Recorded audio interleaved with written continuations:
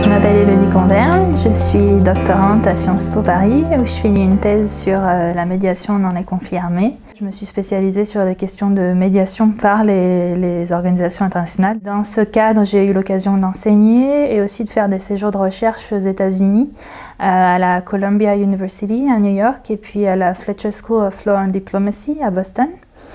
Et donc à chaque fois, durant ce parcours académique, j'ai essayé d'allier aussi des expériences professionnelles, notamment en faisant des consultances et en occupant des emplois dans des organisations internationales, en particulier l'ONU. Et donc ça m'a permis un peu d'observer mon sujet de recherche de l'intérieur tout en gardant une distance critique. Le titre de ma thèse, c'est Négocier le contrat social, la médiation des envoyés spéciaux de l'ONU et la nature changeante des conflits. Ce qui m'intéresse, c'est le fait que l'ONU est une organisation qui a été créée pour gérer des conflits interétatiques et maintenant elle se retrouve face à des conflits qui sont beaucoup plus complexes en fait. Ce sont plutôt des guerres civiles internationalisées, c'est des guerres qui mêlent des processus politiques et des processus criminels, qui mêlent des acteurs publics et des acteurs privés. Les acteurs ne respectent plus nécessairement les normes internationales comme la protection des civils. C'est aussi des guerres qui s'auto-entretiennent, notamment avec la question de l'économie de guerre où en fait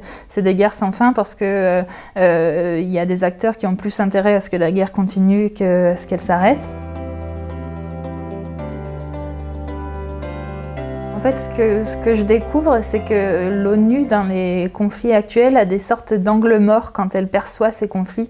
En fait, il y a des aspects de ces conflits, des acteurs qu'elle ne considère pas parce qu'elle n'a pas les outils et les cadres cognitifs pour les considérer. En cela, je pense que le fait d'exposer ces angles morts et d'exposer ces limites de la perception de l'ONU, ça peut déjà aider les médiateurs à se rendre compte en fait, de ce qu'ils ne prennent pas en compte, ce qu'ils ne considèrent pas et qu'ils pourraient considérer parce qu'on se rend compte que à cause de ces angles morts, l'ONU elle se rend assez vulnérable à la manipulation par les parties en conflit et aussi elle se rend vulnérable au sabotage par ce qu'on appelle les spoilers qui viennent un peu semer la zizanie dans les processus de paix.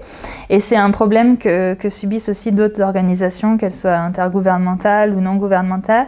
Et je pense que déjà d'exposer ces angles morts, ça peut faire avancer la pratique de la médiation. Il y a très peu d'organisations comme ça qui offrent un soutien aux chercheurs sur ces problématiques-là. Je trouve que c'est une reconnaissance qui est très encourageante. Quelque part, ça booste un peu la motivation.